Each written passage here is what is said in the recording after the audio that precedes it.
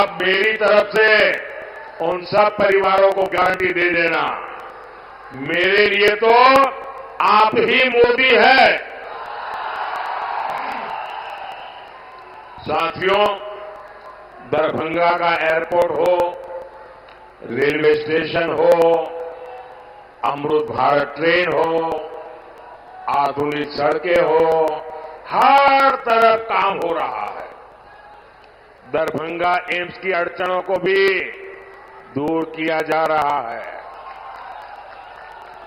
साथियों, जब विकास की बुनियाद मजबूत होती है तभी उद्योग और रोजगार पैदा होते हैं।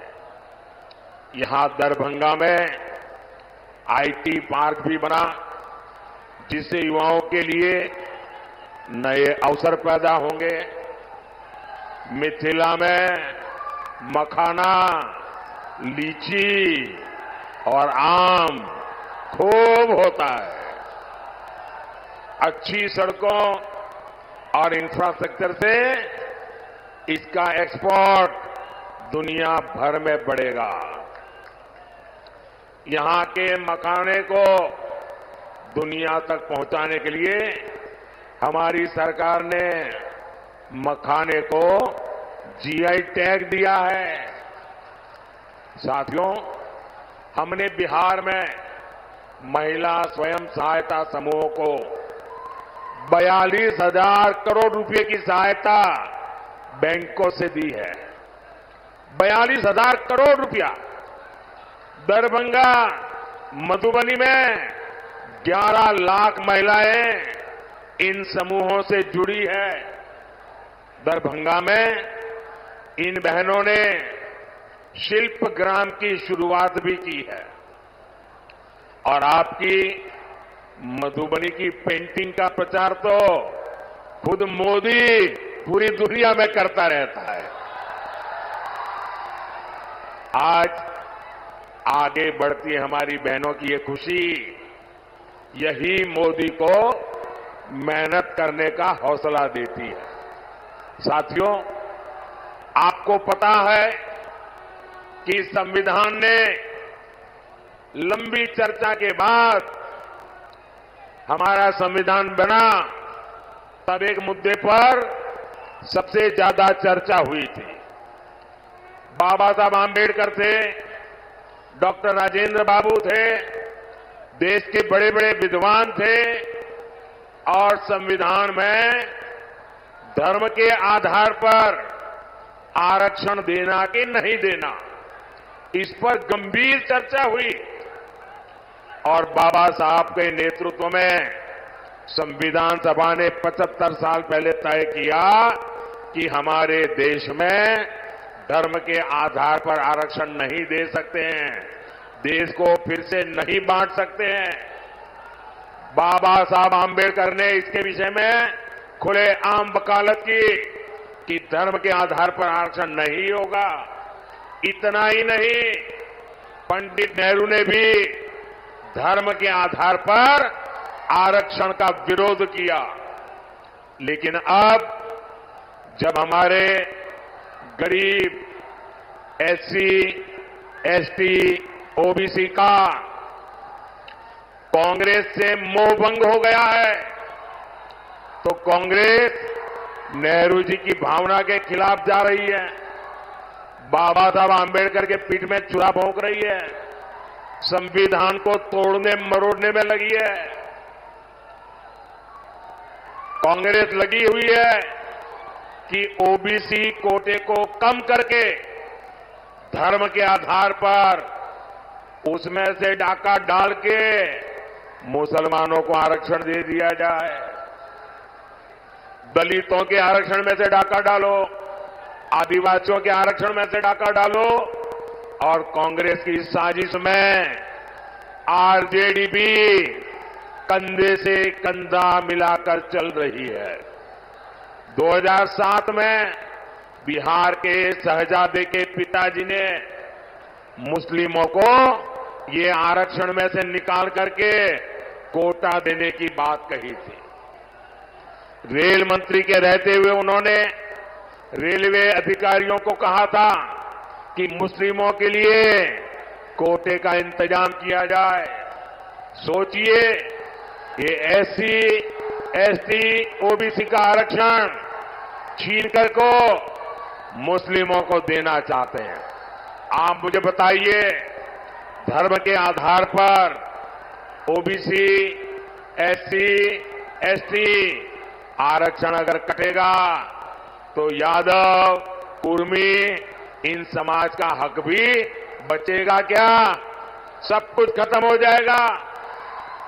पासवान, मुसहर, रविदास, दानुक समाज के हक पर ये डाका डालने में उसकी फिराक में है।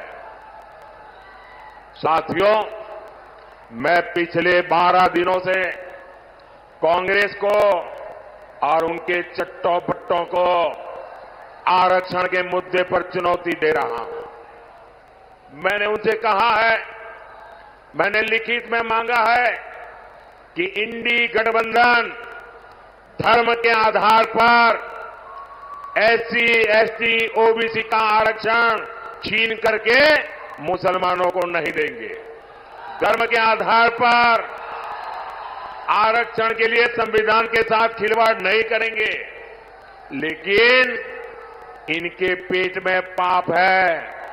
12 दिन से मैं मांग कर रहा हूं, ये चुप बैठे हैं। साथियों, मैं आपको विश्वास दिलाता हूं,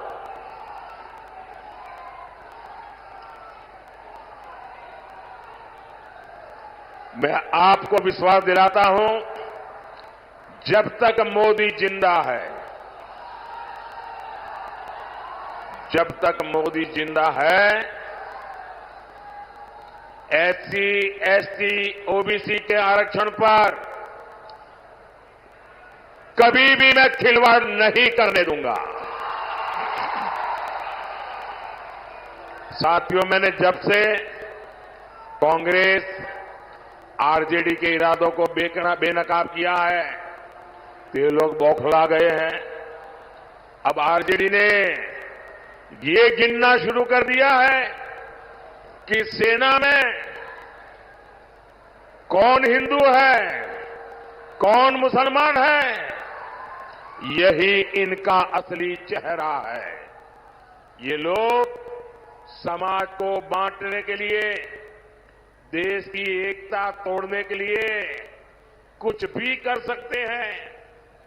मां भारती की रक्षा के लिए जो सीने पर गोली खाता है वो पहले भारतीय होता है।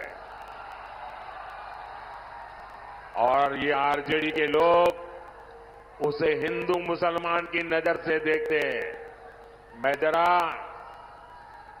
हिंदू मुसलमान का बंटवारा करने वालों को पूछना चाहता हूं, क्या अब्दुल हमीद जी को हम इस शर्त इसलिए याद करते हैं क्योंकि वो मुसलमान थे?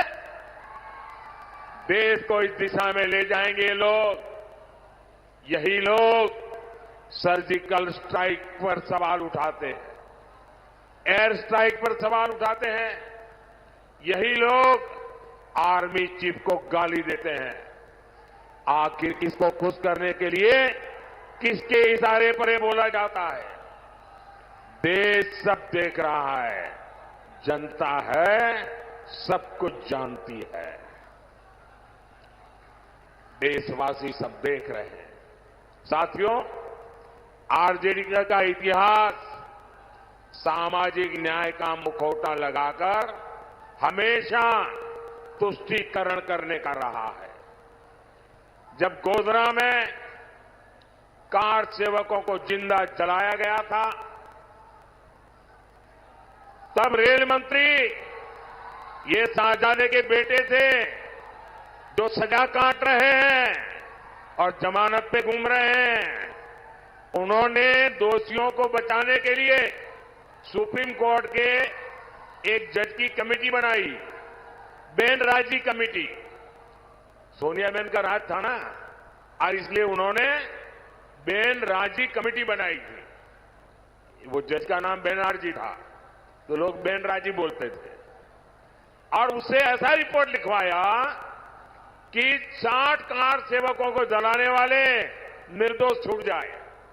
लेकिन ये रेल मंत्री जो अभी जेल में जिंदगी गुजारने के लिए मजबूर है, जमानत पे घूम रहे हैं, अदालत ने उनके इस रिपोर्ट को कूड़े कचड़े में फेंक दिया और उन सबको सजा सुनाई, फांसी तक की सजा हो गई।